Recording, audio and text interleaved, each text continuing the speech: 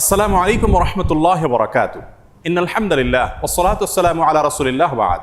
সুপ্রিয় দর্শক, সূরা ইসরার 82 নম্বর আয়াতে আল্লাহ তাআলা ইরশাদ করেছেন, ওয়া নুনাজ্জিলু মিনাল কুরআনি মা হুয়া শিফাউন ওয়া রাহমাতুল লিল মুমিনিন। যার অর্থ হলো, আমি কোরআনে কারীমের এমন সব আয়াতসমূহ, সূরাসমূহ নাজিল করি যার মাঝে রয়েছে ঈমানদারদের জন্য আরোগ্য লাভের মাধ্যম এবং তাদের জন্য রহমত তথা আল্লাহর পক্ষ থেকে করুণা। আয়াতের ব্যাখ্যা মুফাসসিরদের অনেকেই বলেছেন, এখানে আল্লাহ রাব্বুল আলামিন আত্মিক রোগসমূহ থেকে আরোগ্য লাভের মাধ্যমের কথা বুঝিয়েছেন, অর্থাৎ কোরআনের প্রেসক্রিপশনকে অনুসরণ করার মাধ্যমে মানুষ প্রকৃত মানুষে পরিণত হয়, মানবীয় গুণাবলী অর্জন করে মানুষ আল্লাহ রাব্বুল আলামিনের প্রিয় পাত্রে পরিণত হয়। এর ব্যাখ্যা অনেক মুফাসসিররা এও বলেছেন যে এর মাধ্যমে আল্লাহ রাব্বুল আলামিন আত্মিক রোগসমূহ থেকে মুক্তির পাশাপাশি শারীরিক যে রোগসমূহ আছে সেগুলো থেকেও মুক্তির পথ আল্লাহ রাব্বুল আলামিন আমাদেরকে বাতলে দেন।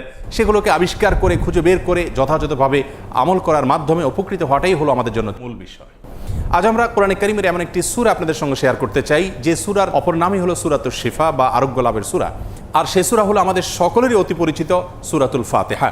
সহিহ বুখারীতে আবু সাঈদ খুদরি রাদিয়াল্লাহু আনহু থেকে একটি হাদিস বর্ণিত হয়েছে, যে হাদিসের মাধ্যমে বোঝা যায় যে সাহাবায়ে কেরাম সূরাতুল ফাতিহার মাধ্যমে চিকিৎসা গ্রহণ করেছেন এবং অলৌকিকভাবে, বিস্ময়করভাবে কঠিন এবং দুরারোগ্য সমস্যা থেকে তারা মুক্তি লাভ করেছেন। তখন নবী করিম সাল্লাল্লাহু আলাইহি সাল্লাম বিষয়টি জানতে পারার পর তাকে বলেছিলেন, ওমা ইউদরিকা আন্নাহা রুকিয়া, তুমি কিভাবে জানলে যে সূরা ফাতিহা এটি রুকিয়া বা সকল রোগ থেকে শেফার একটি মাধ্যম। এজন্য এই সূরা সম্পর্কে উলামায়ে কেরাম বলে থাকেন যে সূরা ফাতিহার মাধ্যমে যে কোনো রোগ বালাই থেকে, যে কোনো বিপদ আপদ থেকে, যে কোনো অসুখ বিসুখ থেকে মুক্তি লাভের মাধ্যম হিসাবে আমরা এটিকে ব্যবহার করতে পারি। সূরা ফাতিহা এ সম্পর্কে ইমাম ইবনুল কাইয়িম রাহিমাহুল্লাহ তিনি বলেছেন, এই সূরাটিকে বারবার আমি আমল করে দেখেছি। আমার জীবনে যখনই কঠিন কোনো ব্যথায় আমি আক্রান্ত হয়েছি, কাতর হয়েছি, তখনই এই সূরা পাঠ করে ফু দিয়ে সে ব্যথার জায়গাকে মুছেছি। আল্লাহ রাব্বুল আলামিন বিস্ময়করভাবে, অলৌকিকভাবে আমাকে সুস্থতা এবং আরোগ্য দান করেছেন। আমি ব্যক্তিগতভাবে আমার কথা বলতে পারি যে আমার বাসায়, পরিবারে আমার বাচ্চাদের যখন কোনো অসুখ বিসুখ হয়েছে, কখনো কোনো সমস্যা দেখা দিয়েছে, তৎক্ষণাৎ আমি সূরা ফাতিহা পাঠ করে তাদেরকে ফু দিয়েছি, তাদের শরীরে মুছেছি এবং সঙ্গে সঙ্গে আল্লাহ রাব্বুল আলামিন বিস্ময়করভাবে আমাকে উপকারিতা দিয়েছেন। আর এরকম ঘটনা আমার জীবনে 2-4 বার নয়, বরং অগণিতবার ঘটেছে। এজন্য সূরা ফাতিহা এটিকে যদি কেউ যথাযথভাবে আমল করতে পারেন, সে আস্থা এবং বিশ্বাস আল্লাহ তাআলার প্রতি থাকে, তাহলে সেক্ষেত্রে অবশ্যই এর মাধ্যমে যে কোনো দুরারোগ্য ব্যাধি থেকে পর্যন্ত আমরা আরোগ্য লাভের মাধ্যম হিসাবে এটিকে ব্যবহার করতে পারি।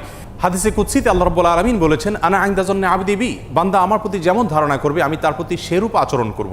অতএব পরিপূর্ণ আস্থার সাথে, বিশ্বাসের সাথে যদি কেউ যে কোনো অসুখ বিসুখ থেকে, যে কোনো ব্যাধি থেকে মুক্তি লাভের জন্য সূরা ফাতিহাকে পাঠ করেন, সেটি পাঠ করে কোনো পানিতে, তেল ইত্যাদিতে ফু দিয়ে সেটি যদি ব্যবহার করেন, প্রয়োগ করেন, অথবা শরীরের কোনো জায়গায় অসুখ দেখা দিলে এটি পাঠ করে যদি ফু দেন সেই জায়গায় বা মোছেন, ইনশাআল্লাহ বিইذনিল্লাহ আল্লাহ তাআলা তাকে ওই রোগ থেকে মুক্তি নসিব করবেন। এবং এটি হাজারো লাখো উলামায়ে কেরাম এবং ঈমানদারদের পরীক্ষিত একটি আমল। আমরা এই আমলটি যে কেউ করতে পারি। আমরা অনেকে মনে করি এই সমস্ত সূরার মাধ্যমে আরোগ্য লাভের জন্য বোধহয় কোনো মুত্তাকি পরহেজগার মানুষ দিয়ে এগুলো পাঠ করাতে হয়। মূলত আমরা যে কোনো মুসলমানই এটিকে আমল করতে পারি এবং এর মাধ্যমে আরোগ্য লাভের চেষ্টা করতে পারি। আল্লাহ রাব্বুল আলামিন আমাদের সকলকে কোরআনে কারীমকে সব দিক থেকে আমাদের অনুকরণীয়, অনুসরণীয় গ্রন্থ হিসাবে গ্রহণ করার তৌফিক দান করুন। কোরআনে কারীমের সকল প্রেসক্রিপশনগুলো মেনে আমাদের জীবনকে আলোকিত করার তৌফিক দান করুন এবং কোরআন থেকে শেফা গ্রহণ করে আরোগ্য লাভ করে আল্লাহ তাআলার প্রতি আমাদের ঈমানকে আরও বৃদ্ধি করার তৌফিক দান করুন। আসসালামু আলাইকুম ওয়া রাহমাতুল্লাহি ওয়া বারাকাতুহু।